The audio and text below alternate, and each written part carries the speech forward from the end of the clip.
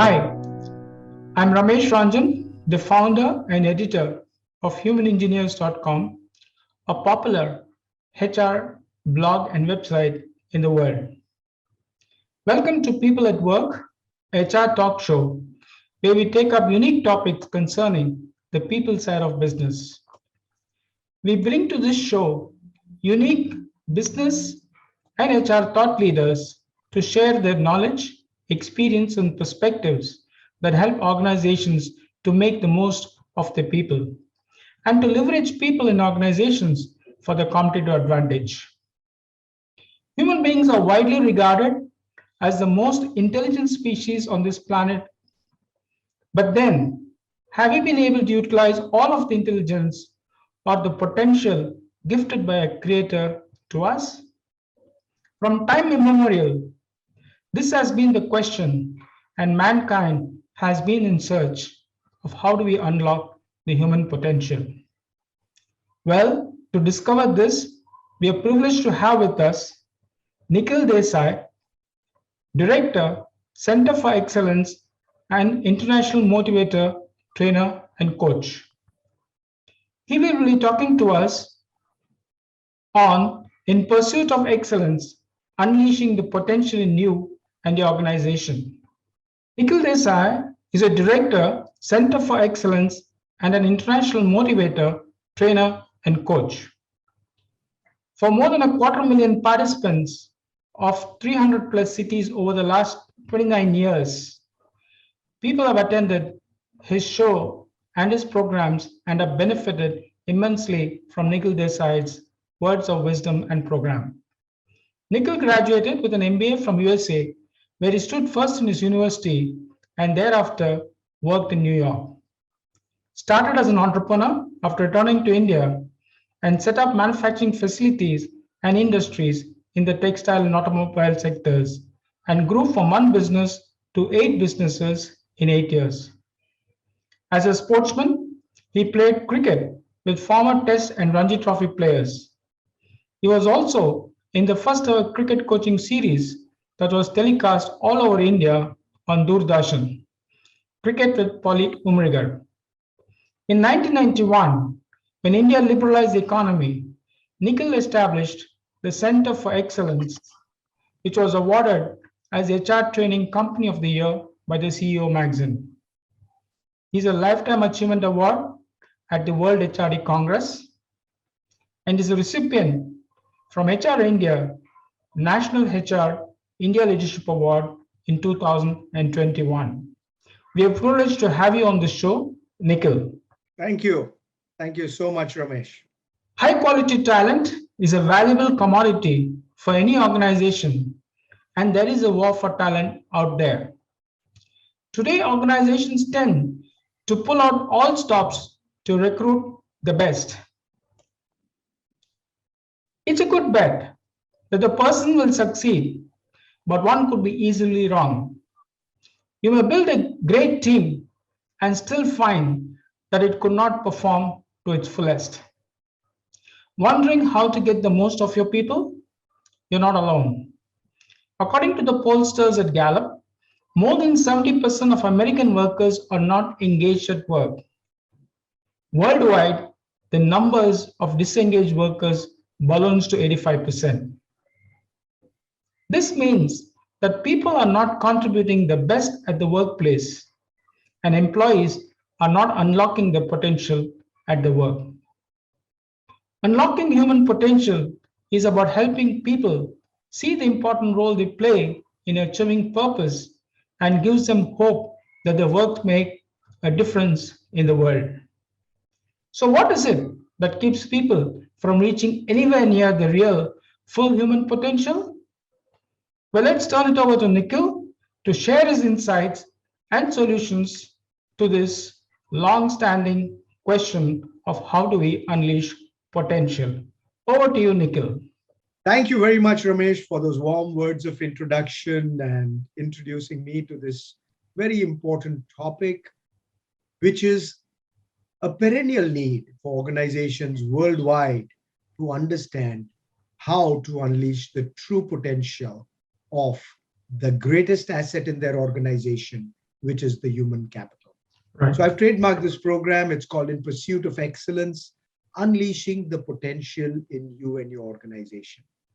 I firmly believe that personal excellence is the foundation for professional excellence, and personal and professional excellence contribute to organizational excellence. So without that foundation, it is very difficult to unleash true potential. So let me share with you this beautiful quote of Henry Ford, who said, "Anyone who stops learning is old, whether at 20 or 80. Anyone who keeps learning stays young. The greatest thing in life is to keep your mind young." And I wish that all of us will always be young and alert, not only in body, but also very alive, agile, and always ready to learn mentally. Let me give you my own example. You know, 21st March 2020, I had an in-conference program where we had many people attending and registered from various companies. But on 22nd March, we had a Janta curfew announced a few days before that program, and people were obviously reluctant to come into an in-conference program when COVID was actually, coming into India in a big way. So I had two choices. I had never, ever postponed or canceled a program in my life. I had that choice, or to take on the second choice, and that is do what I'm sharing with you, to be a learner and go ahead and learn how to deliver the program online so that my record of not canceling or postponing a program remains. And that's what I did. In fact, before the pandemic, if somebody asked me, "Nikhil, I would like you to do an online session," my typical answer could be that, "Hey, listen, there won't be that kind of physical energy exchange. The non-verbal communication and everything else that is so important, we'll miss out. So why don't we do it in person?" And I made that change. And that change has happened with the result that I've run more than 100 masterclasses in the pandemic times, where people have attended from more than 42 countries all over the world, and thousands of people. Let me give you just one example. IBM US team invited me, and we did an online session for them, and they invited 3,000 IBMers from all over the world to attend the session. So it's just increased the possibilities. It's increased the bandwidth. It increased what we can do. But that was because of that ability and readiness to learn. In fact, I did an MBA from the US, as Ramesh mentioned, but I bestow on myself a self-bestowed degree, which I call LLL. And LLL stands for Lifelong Learner. And I wish that all of us will wear on this mantle of being a lifelong learner.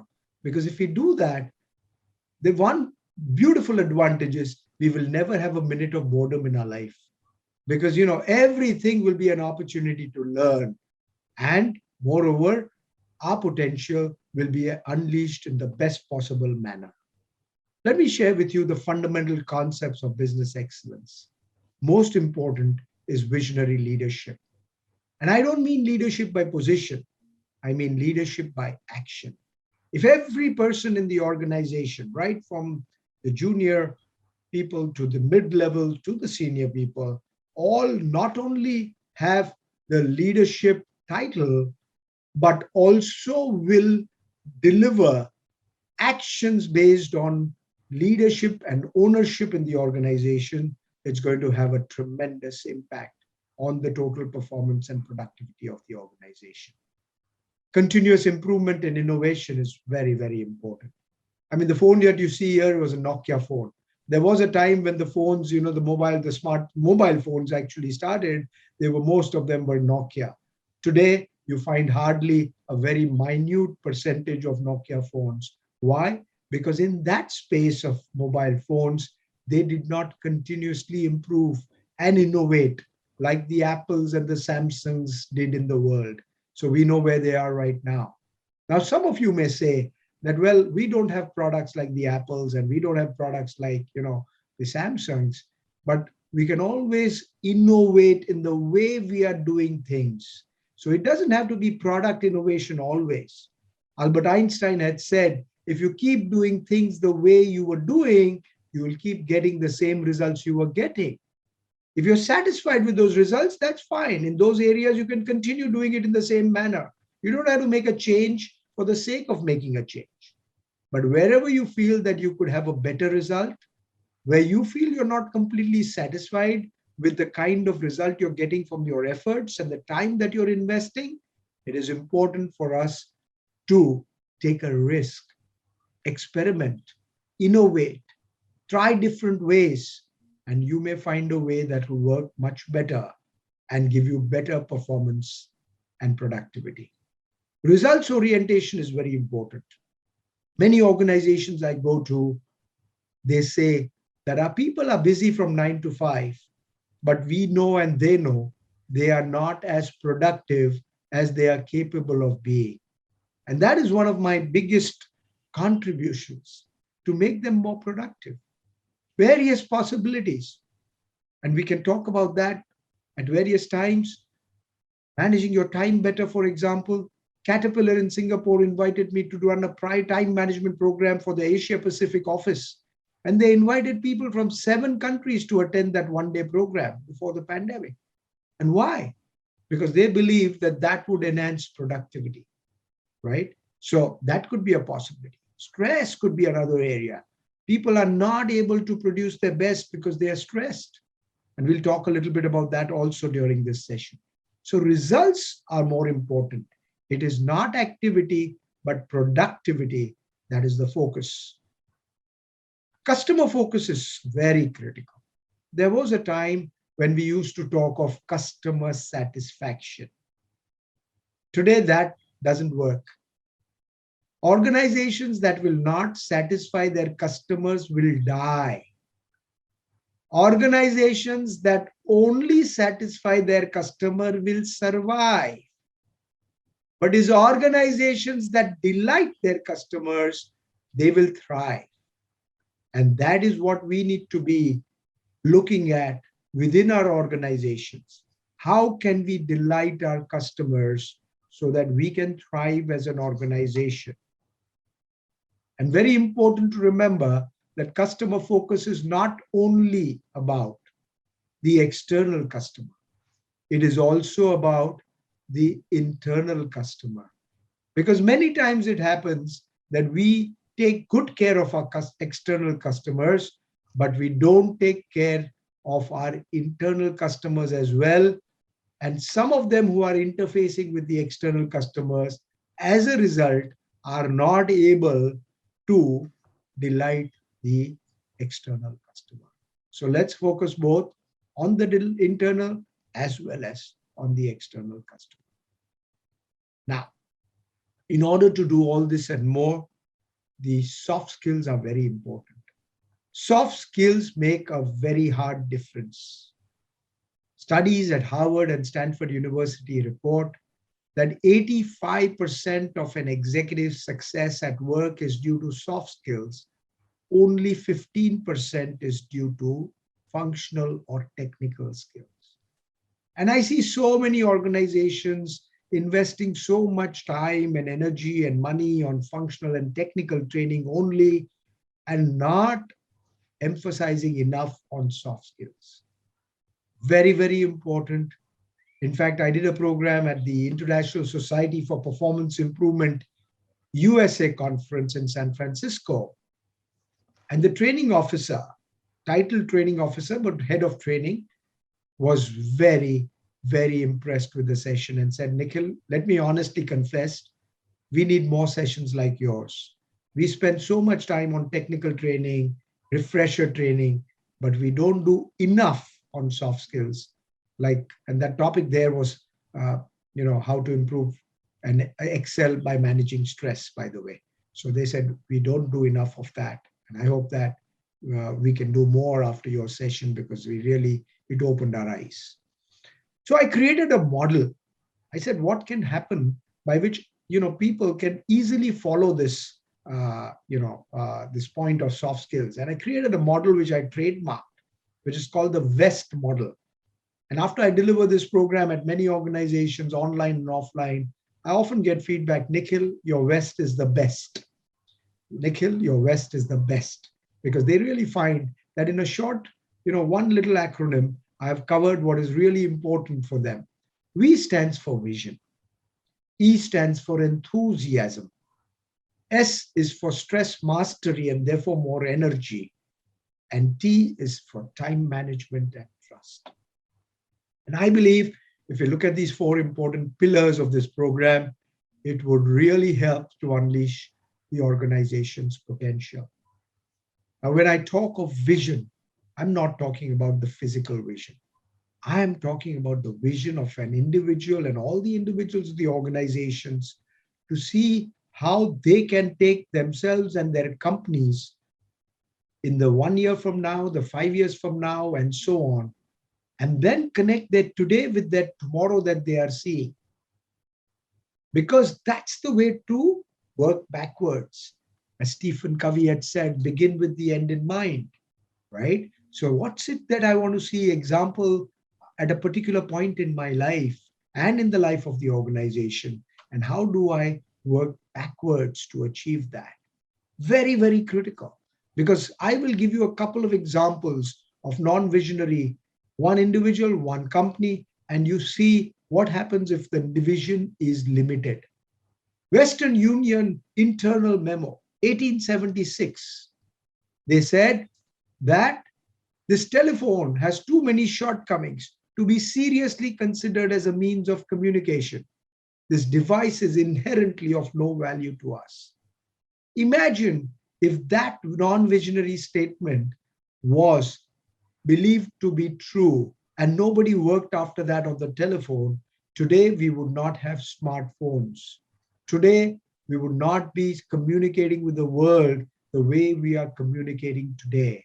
It required visionaries who had a different and a greater vision to scope beyond the current obstacles, problems, and challenges that the telephone at that time presented and work on it so that it became better.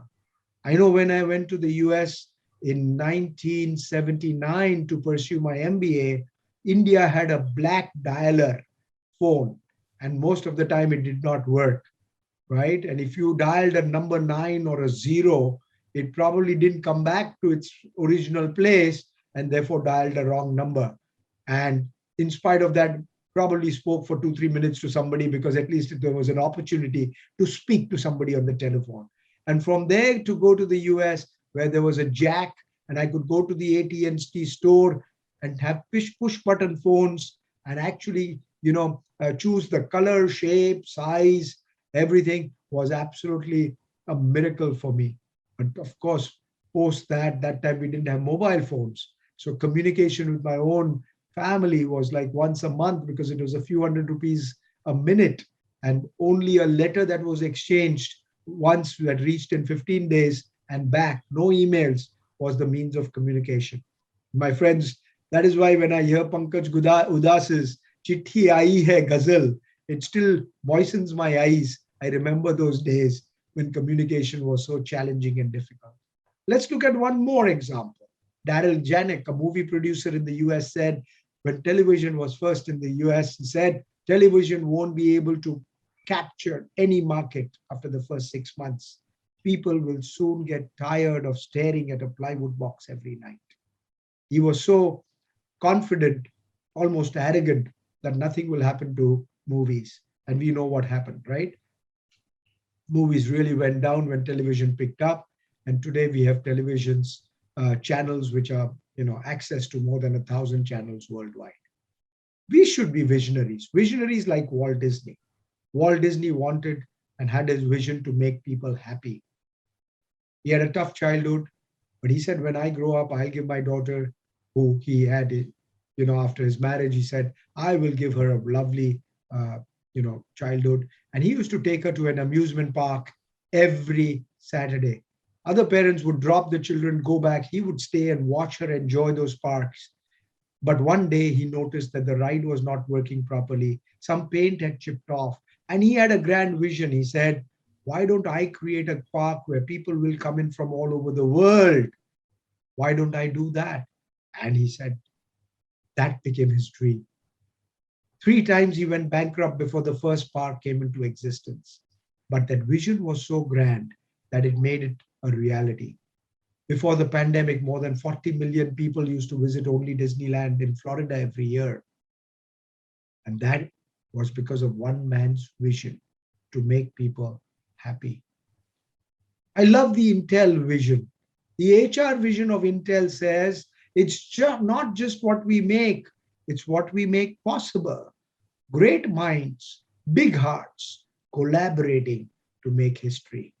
Isn't that an awesome vision, my friends? Unfortunately, some organizations have small minds and big hearts.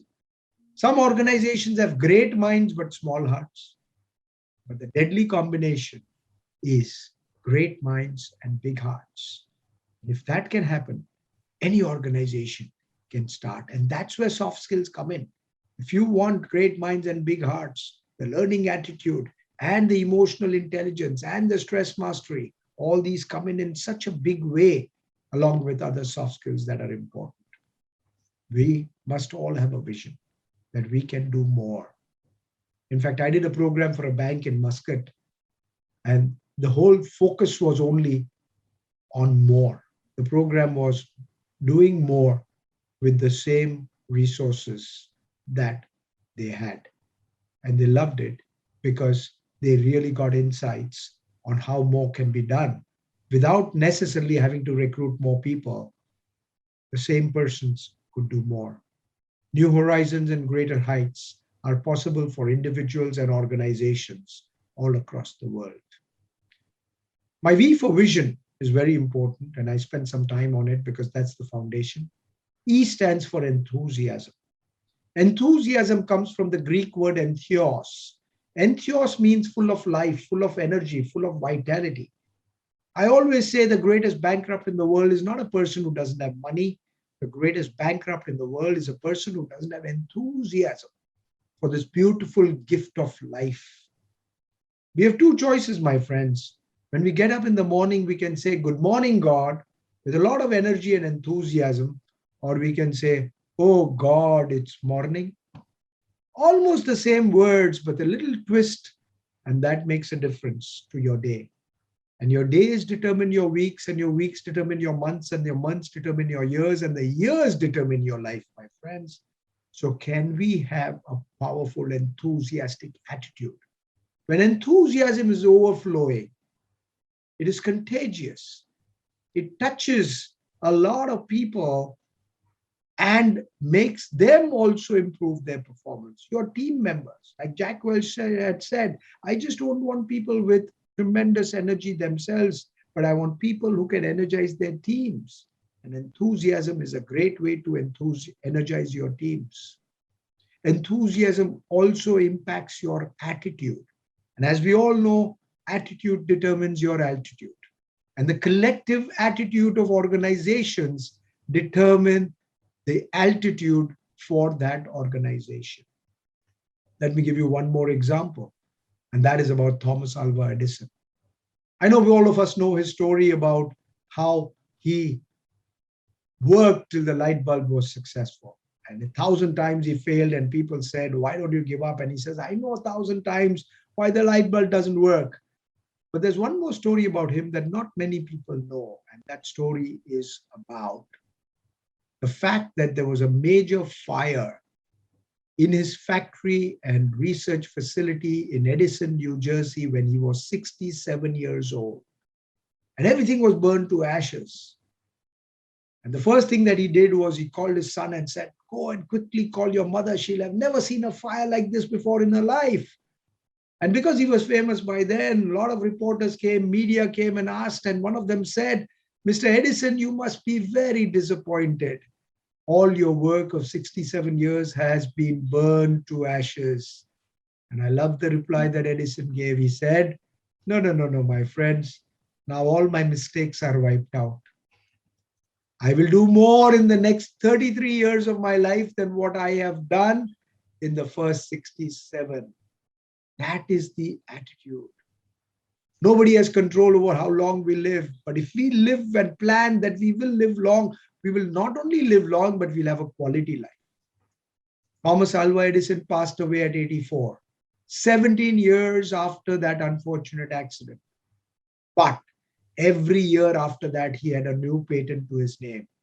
Today, he holds the record even now of the highest number of patents in the history of mankind to one person's name.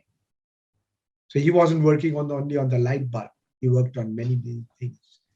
Because sometimes when I share this story, some people say, no, it was okay. Before I talked about the 1,000 patents, they say that it's all right. He probably spent his whole life working only on the light bulb. That's not true. He worked on many, many other projects.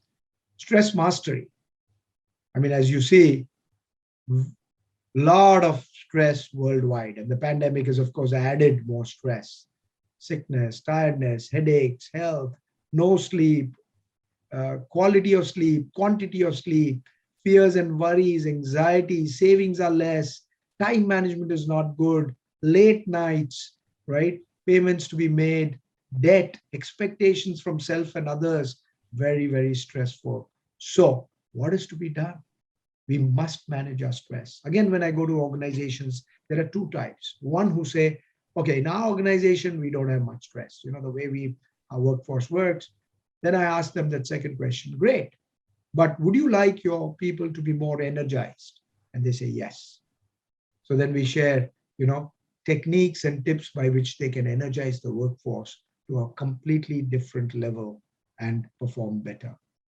Are stress levels rising today? The answer is yes.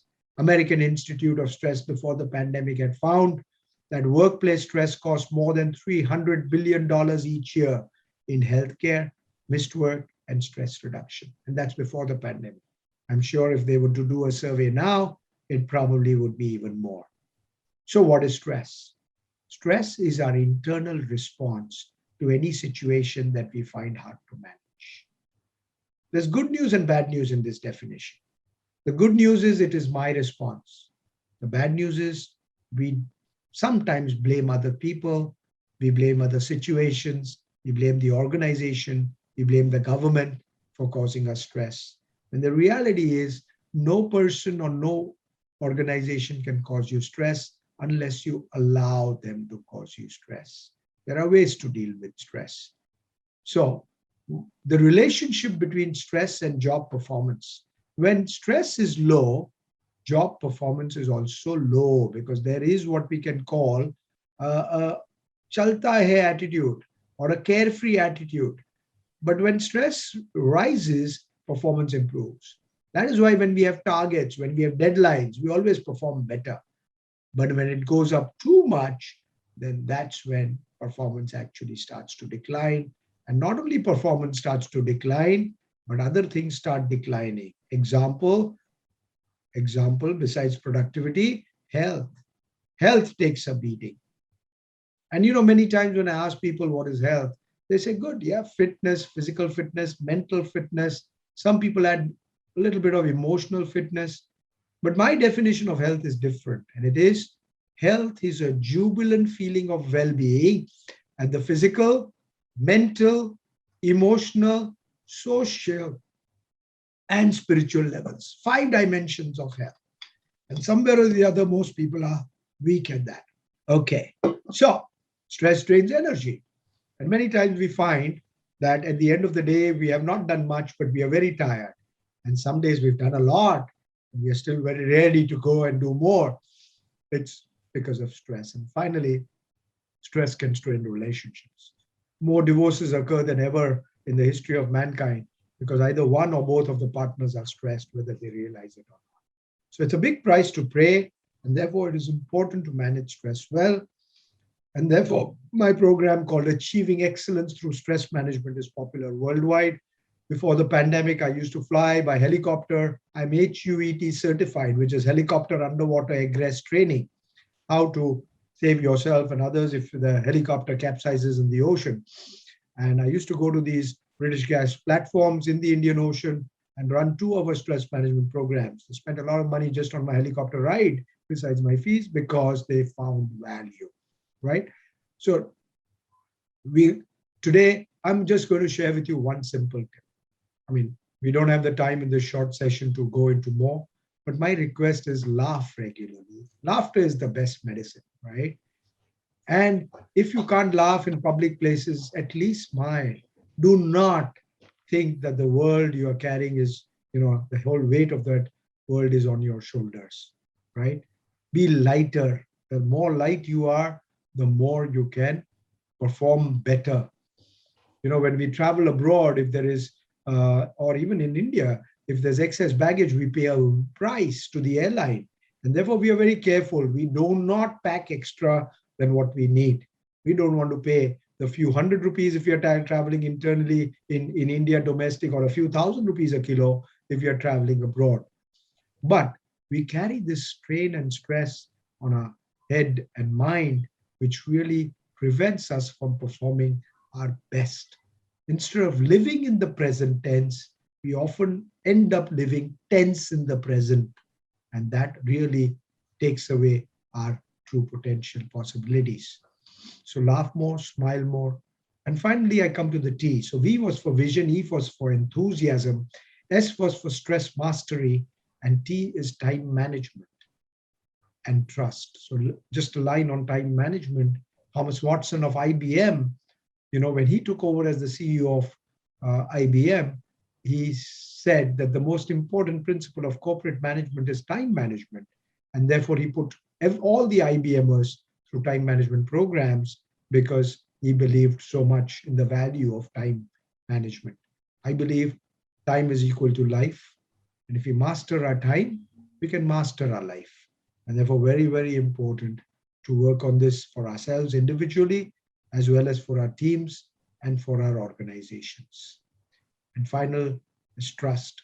Trust in yourself and trust in your team. The self-confidence is trust in yourself, and trust in your team will make the amazing things happen. We really have heard this before, the acronym for team, which is together everyone achieves more. But for me, I've rechanged that acronym to together everyone achieves miracles. That is possible through real good teamwork. And if we can become good team players within our organizations, and if we can lead teams better, we can definitely help to unleash the potential and have more inspiring high performance like you see over here. So my friends, I started with a Henry Ford quote, together, and I would like to end with a Henry Ford quote which says, coming together is a beginning, keeping together is progress, and working together is success. We've had some amazing clients who have taken advantage of our programs, right from British Gas that I mentioned, DHL, Hyundai, BSF, CEAT, Bank Sohar in Muscat, Merrill Lynch, HSBC, Cartier, the luxury brand, Deloitte, L&T, Dow Chemicals, Capgemini, Sandoz, Pfizer that is in news because of the vaccines and so on. So what we offer very briefly is one-to-one coaching. We offer in-house programs. We offer train-the-trainer programs. If any of you would like to get in touch with me at any time in the future, here are my coordinates, WhatsApp, email, and website for your attention. I was told to take about 30 minutes, and that's what I have done. In exactly 30 minutes, I've delivered quite an vast topic, right? And covered in this short period of time. And I hope all of you who will listen to this will take at least one idea which you will start doing differently in your life, whether it's the vision part, whether it's the enthusiasm and attitude part, whether it is dealing with stress, whether it's managing your time better, or whether it is having self-confidence or more trust in your team and your organization. I wish you all the very best. May God bless you and keep you in the palm of his hands. My best wishes for you to unleash your true potential and that of your organization. Thank you very much. Just to wrap up what you said, Nikhil, I found some very interesting insights from your talk. You talked about how personal excellence is the foundation for professional excellence, and professional excellence becomes the foundation for organizational excellence. And I liked what you said, that anyone who stays learning stays young. You quoted Ford over there. And you also talked about how learners live in the world of tomorrow, whereas learner lives in the life of world of yesterday. And your tip of being a lifelong learner, I think is very, very important if someone wants to stay young, which means that we need to adapt a learning attitude. And you talked about leadership by action, like you also demonstrated leadership by action in terms of time management. You said that in a pursuit of unleashing a potential and realizing a full potential, we need to be result oriented, and how we also need to balance the external customers and the internal customer requirements. You talked about how organizations spend a lot of effort in terms of technical and functional skills, but often don't spend enough time for soft skills, whereas that's the most important part when it comes to unlocking one's potential. And you gave a very nice framework, West, the vision, enthusiasm, stress, time management. And I liked your example of Intel HR Vision, which talks about great minds and big hearts, right? How if we combine these two, what we can achieve. And Edison's example of how when the factory was burned, his response to it, very rightly, I think attitude defines your altitude. And you also spoke about how stress plays an important role when it comes to unlocking potential. And I liked it when you said laughter is the best medicine. And also, I think it's one of the best therapies for stress management. And lastly, of course, you did talk about how we carry a lot of baggage. And you gave the example of the airline industry of how cautious we are when it comes to cost, when it comes to travel, but we don't focus so much in our personal life on the baggages that we carry, and how it's important that now and then we reboot and ensure that the baggage that we carry, we reboot it. It's been an excellent talk, Nikhil, and I just have a couple of questions to ask you. Sure, sure, Ramesh. There is this oft debate about, and of course it is controversial. Some researchers say that human beings only consume about 10% of their intelligence or the potential of the brain, while recent researchers are questioning that myth or the belief. What is your opinion about that? How much do you think an average human being is able to, realize his potential? Is it 10% or is it 90%, or where do we stay there? Okay, good question. But let me clarify that a lot of this research has been said as far as the brain is concerned. Right. Now, brain is something that is different from, example, the mind, and brain is different from unleashing true potential. Right. Because that plays some role, but it's obviously, as we know now, that there are other forces besides the brain.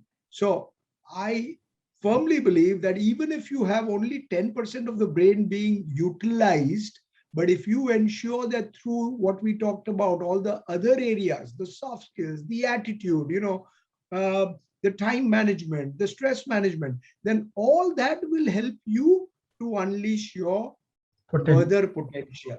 So that 10% then can become, for different people, 20, 30, 40, it doesn't matter. Frankly, those numbers and statistics, I often believe sometimes that what counts, sometimes you can't measure, and what you sometimes can measure does not count.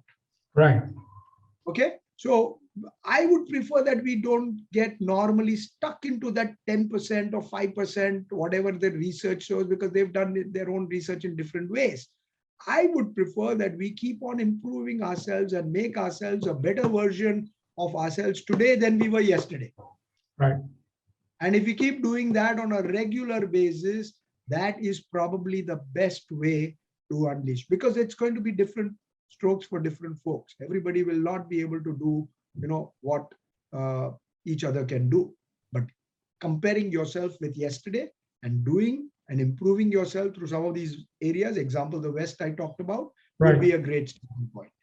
Great one. I think that that puts to end to that myth that potential just intelligence and only intellect. There's much more beyond intelligence and intellect when it comes to human potential. The next question I have is again a very a debatable one, oft asked about: is potential innate, born within us, or is it something which you acquire over a period of time? Yeah, I mean, all human beings are born with potential. Now, the question is, how do you manifest that inborn potential? That varies depending on so many factors, right? Of course, your genes play a part, your upbringing plays a part, your teachers play a role. But I believe that the biggest role is the person himself or herself. Because let me quickly give you an example. There were two children of a particular father, and that father was a drunkard. Now, when that father was drinking, two different things happened. And in fact, these two boys, and this is a true story, they were twins. Okay. And one boy kept looking at that father and saying, and sort of imbibing that this is the way I will also be. And he started with this little bit of drinks and ultimately also became a drunk. But the other one said, okay, I've seen what's happening with my father. And I take a decision now that I will not follow his footsteps at all. Now, what happened? What happened? So if it was inherited, twins, both of them should have behaved in a similar manner, but it did not. Because God always gives us the power to choose our response and reactions to any situation. If we choose wisely, I often say life is a series of decisions, and the quality of our decisions will influence the quality of our life, period. And therefore, every day we need to reflect on what decisions we took during that day, at an individual level, at a team level, at the organizational level, what helped us and what hurt us, what moved us further and what took us back. Unless we spend a little few minutes, it doesn't take much time. But human beings, sometimes we don't tend to reflect. We feel that, okay, things are happening. That moment of reflection, minutes, which if we can invest even anywhere from 1 minute to 5 minutes every day, amazing results can happen. Great, great, Nikhil. That puts to rest about speculation about the acquired behavior versus the born behavior. So just to wrap it up, Nikhil, um, workforce optimization is crucial to an organization's success. It's essential that organizations create an environment that recognizes employee potential, nurtures it, and facilitates its realization. We live in times when people find meaning and fulfillment in their lives more from their career than anything else. For them, it's just not about a journey called work or career, but it's a journey of life.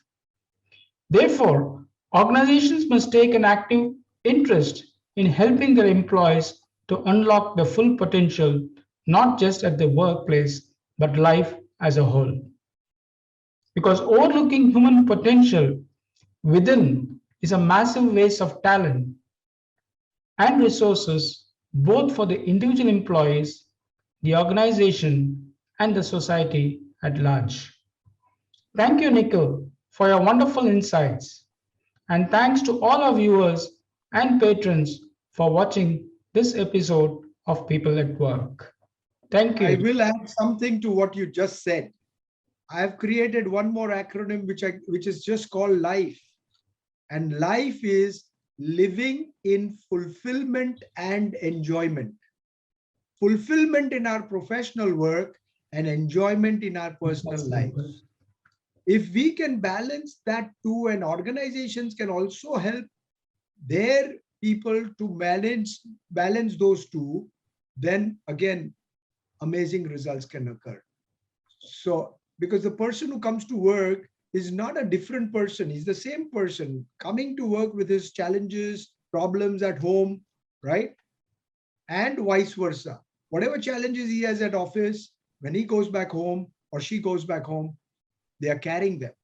Can there be some kind of a balance so that both personal and professional life can be? And that's why one of the programs we often conduct, especially in the past, was work-life balance, because that was going for a toss in many organizations. Since you mentioned that, and that was a relevant point, I thought I'll just add to your comment. Yeah. Thank you very much. I completely agree with you. Thank you very much, Nikhil, for once again coming on this show, taking your time off and sharing your wonderful insights.